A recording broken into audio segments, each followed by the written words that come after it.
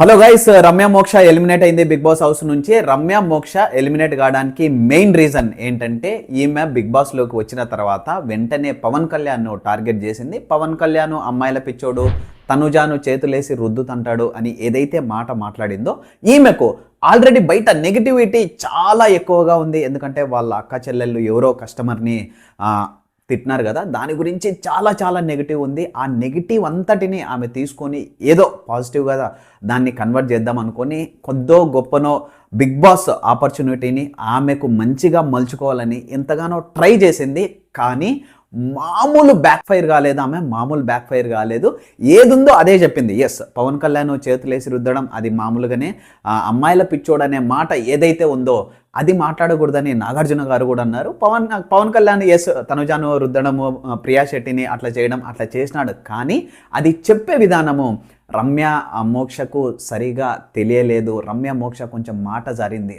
Already negativity ఉన్న రమ్య మోక్ష ఇంకొక నెగిటివిటీని మూట కట్టుకొని అస్సలుకు ఆమె వచ్చిన ఫస్ట్ వారం ఆమె నామినేషన్స్లో లేదు. వచ్చిన రెండో వారంలోనే నామినేషన్కి వచ్చిన తర్వాత ఆమెను అందరూ ఎలిమినేట్ చేసేసినారు. రీజన్ ఏంటంటే తనుజాకు ఎక్కువ ఫ్యాన్స్ ఫాలోయింగ్ ఉంది. సడన్గా ఎవ్వరు ఎక్స్పెక్ట్ చేయని విధంగా పవన్ కళ్యాణ్కి కూడా మామూలుగా సపోర్ట్ రావడం లేదు. కొన్ని నెగిటివ్స్ ఉన్నాయి పవన్ కళ్యాణ్లో కూడా. అయినా కూడా పవన్ కళ్యాణ్కి మంచిగా జనాలు ఫాలో చేస్తున్నారు. ఆయన ఏం చేసినా మంచి అంటున్నారు. రీజన్ ఏంటంటే కొద్దో గొప్ప పవన్ కళ్యాణ్ కొంచెం జెన్యూన్గా ఉన్నాడు, ఒక్క తనుజ మ్యాటర్లో తప్ప.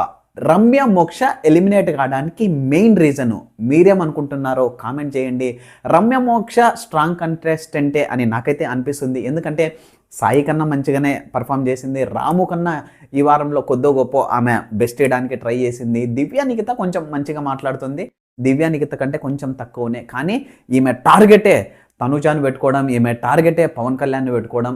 మాట్లాడడం కూడా ఆమెకు ఎగ్జాక్ట్గా రాకుండా ఉంది. ఏం మాట్లాడాలో కొంచెం తడబడింది. కాబట్టి ఆమె ఏదైతే చెప్పాలని అనుకుందో అది చెప్పలేకపోయి ఆమె బిగ్ బాస్ హౌస్ నుంచి ఎలిమినేట్ కావడం జరిగింది. నిజంగా చాలా బాధాకరమైన విషయము. వచ్చిన 2 వారాలలోనే 5 లక్షల ఫాలోవర్లు ఉన్నారు. వాళ్ళ అక్కకి, వాళ్ళ చెల్లెలకి, అలేఖ్య చిట్టి పిక్కల్స్ అని వాళ్ళకు కూడా 62,000 మంది ఫాలోవర్లు ఉన్నారు. ప్రతి ఒక్కరికి ఇంత ఫ్యాన్ బేస్ ఉన్నప్పటికీ కనీసం వాళ్ళకు కొంతమంది కూడా సపోర్ట్ చేయలేదు. రీజన్ ఏంటంటే ఆల్రెడీ నెగిటివిటీ ఉండి లోపలికి వచ్చిన వీళ్ళు లోపలికి వచ్చిన తర్వాత ఇంకా నెగిటివిటీని మూట కట్టుకున్నారు పవన్ కళ్యాణ్ అండ్ తనుజ. ఈమె చెప్పుకోవడానికి ఈ మాడిన గేమ్ ఏం లేదు. ఫస్ట్ టైం ఎప్పుడైతే నామినేషన్స్లో గేమ్ పెట్టినారో ఆ నామినేషన్స్లో కొద్దో గొప్ప ఈమె పర్ఫామ్ చేసింది. దాని తర్వాత డెమోన్ పవన్తో తమ్ముడని ఏదైతే చేసిందో ఫుడ్ టాస్క్ అది తప్ప రమ్య మోక్షకు ఆపర్చునిటీ రాలేదు. ఆమె ప్రూవ్ చేసుకోవడానికి ఆపర్చునిటీ రాలేదు. మొన్న వచ్చిన దొంగల టాస్క్ ఏదైతే ఉందో దాంట్లో కూడా ఆమె 0. ఆమెకు రాముకు 0 వచ్చినాయి, డబ్బులు ఏం రాలేదు. సో అది ఆమె చూపించుకోలేకపోవడం అండ్ ఆమె మాట్లాడిన మాటలు ఏవైతే ఉన్నాయో అవి ప్రాపర్గా వర్కౌట్ కాకపోవడం వల్లనే రమ్య మోక్ష ఎలిమినేట్ అయింది బిగ్ బాస్ 9 నుంచి.